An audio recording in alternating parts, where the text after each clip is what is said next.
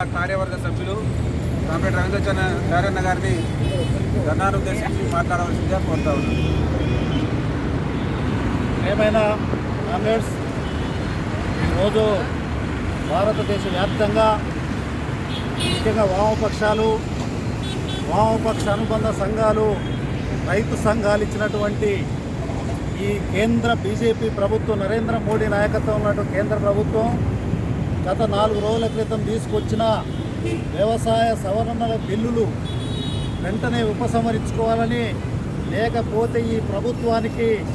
తగిన మూల్యం చెల్లించుకోవాల్సినటువంటి అవసరం ఉంటుందని చెప్పేసి దేశవ్యాప్తంగా రైతు సంఘాలు, వామపక్ష పార్టీలు ఇచ్చిన పిలుపు మేరకు ఈరోజు ఎల్బీ నగర్లో మరి చందు కార్యదర్శి నాయకత్వంలో జరుగుతున్న ఈ యొక్క నిరసన కార్యక్రమంలో నాతో పాల్గొంటున్న మరి రంగారెడ్డి జిల్లా టీజేఎస్ అధ్యక్షులు మల్లి వినయ్ కుమార్ గారు, మహిళా సమాఖ్య జిల్లా అధ్యక్షురాలు ఫైమీద గారు,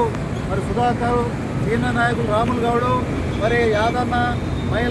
మరి అందరి నాయకులు, ప్రజా సంఘాల నాయకులు, కార్యకర్తలందరికీ కూడా పేరు పేరున నమస్కారాలు తెలియజేస్తూ మన వినయ్ గారు చెప్పారు. నిజంగా ఈరోజు ఎంత దుర్మార్గమైన పరిపాలన ఈ దేశంలో జరుగుతూ ఉందంటే మనం ప్రత్యక్షంగా చూస్తూ ఉన్నాం. మొదట 5 సంవత్సరాలు నరేంద్ర మోడీ బీజేపీ ప్రభుత్వం ఒక మిత్రపక్షాల మీద ఆధారపడి ఉన్నటువంటి ప్రభుత్వం కొన్ని చట్టాలు చేయడానికి కొంత ఆలోచించి చేసేటువంటి పరిస్థితి ఉండే. కానీ రెండవసారి 300 పైగా పార్లమెంటు సీట్లు పొంది మరి మాకు ఈ దేశంలో తిరుగు లేదనేటువంటి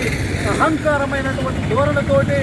మరి ఆర్ఎస్ఎస్, విశ్వ హిందూ పరిషత్ లాంటి సంస్థల యొక్క అజెండాను ఇవాళ ఈ దేశ ప్రజల మీద, ప్రజలకు ఇష్టం లేనటువంటి చట్టాలను బలవంతంగా రుద్దుతున్న సంగతి వల్ల మనం ప్రత్యక్షంగా ఈ బీజేపీ ప్రభుత్వంలో చూస్తూ ఉన్నాం. వాళ్ళ వ్యవసాయ సవరణ బిల్లు పేరుతోటి మరి దేశంలో ఉన్నటువంటి 70 కోట్ల మంది రైతులు, వ్యవసాయం మీద ఆధారపడి